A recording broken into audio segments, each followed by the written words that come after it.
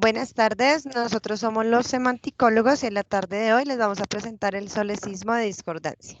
Nuestro grupo está conformado por Marta Camero, Diana Heredia, Miguel Murcia, Paula Núñez y quien les habla, María Alejandra Rojas.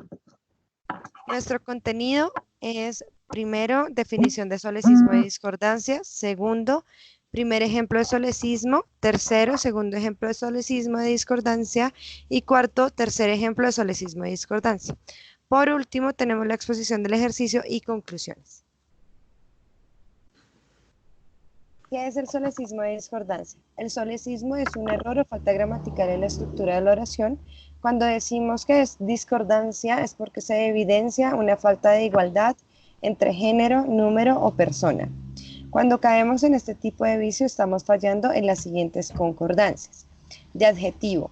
Debe concordar el pronombre o participio con el sustantivo en género, número o persona. De verbo.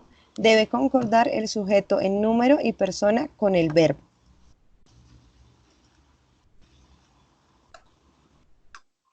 Nuestro primer ejemplo fue encontrado en un periódico regional, en el Heraldo. En el artículo trata sobre un tema de las personas que ingresan al país para controlar el tema del coronavirus, y al final del texto nos menciona que los miembros que han visitado o que son de países con alto número de contagio deben reportar al ingresar a la ciudad los viajes realizados en las últimas semanas. ¿Qué error encontramos en esta última oración? Encontramos un error de número entre el sustantivo viajes, ya que está en plural, y el verbo, que en este caso funciona como un adjetivo realizado, porque quedó en singular. Nuestra propuesta de corrección sería: al ingresar a la ciudad, los viajes realizados en las últimas semanas.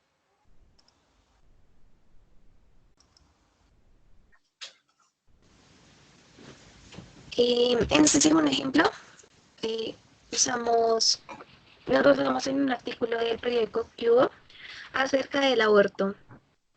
En este artículo dice la siguiente frase: así las cosas, las reglas del aborto en Colombia seguirá rigiéndose bajo las tres causales existentes. Aquí lo que encontramos es un error por el número entre el sustantivo y el verbo. El sustantivo se encuentra en plural, mientras que el verbo se encuentra en singular. Por lo tanto, nuestra corrección es la siguiente: así las cosas, las reglas del aborto en Colombia seguirán rigiéndose bajo las tres causales existentes.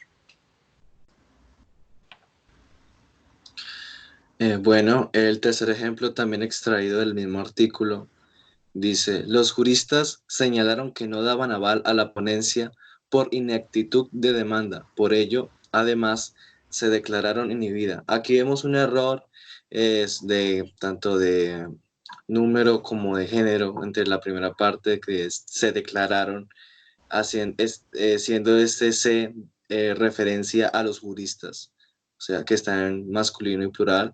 Inhibida, que funciona como adjetivo y está en singular y femenino. Entonces, la corrección que se daría sería: los juristas señalaron que no daban aval a la ponencia por ineptitud de demanda. Por ello, además, se declararon inhibidos. Además de esto, existe otra interpretación, que es que digamos que hubo un error y el pronombre que se quería utilizar no era el pronombre átono se, sino la, siendo la referente a la ponencia. Entonces, en ese caso, la corrección sería: la declararon inhibida.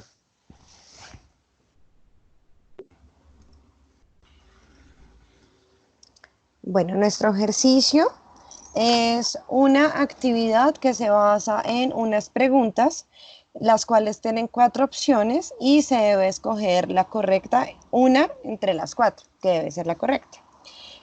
Nuestro ejercicio se va a realizar en una plataforma de juegos que se llama Kahoot. Las instrucciones son unirse al juego desde los celulares de uno de los integrantes del equipo o de todos, si lo prefieren, ingresar el código que se indica, ingresar los nombres de usuarios y comenzar a jugar y aprender. En cuanto a las conclusiones, nosotros decidimos enfocar nuestro estudio en el vicio del solecismo de discordancia porque vimos que se presenta mucho en diferentes momentos al emplear cualquier lengua y que seguramente alguno de nosotros lo habremos hecho inconscientemente o quizá pues conscientes, pero sin saber que estaba mal. El solecismo de discordancia, por estar ubicado dentro de los errores gramaticales de construcción, se refiere a faltar a las normas sintácticas y que no son concordantes a la lengua española. Por eso es importante aclarar que para redactar o leer un texto, nosotros ya como estudiantes de lenguas modernas debemos estar en la capacidad de ser muy críticos y reflexivos en cuanto a todas las exigencias que se nos presentan actualmente sobre el uso adecuado del lenguaje. Asimismo, logramos identificar y corregir faltas gramaticales con facilidad, bien sea en la lengua materna o en alguna lengua extranjera. Concluimos además que por más que provengamos de ciertas culturas, donde seguramente se utilizan algunos errores gramaticales, como el mencionado, nosotros debemos propender por aplicar las bases teóricas aprendidas para así generar un estilo comunicativo muy profesional. Eso es todo. Muchísimas gracias por la atención prestada.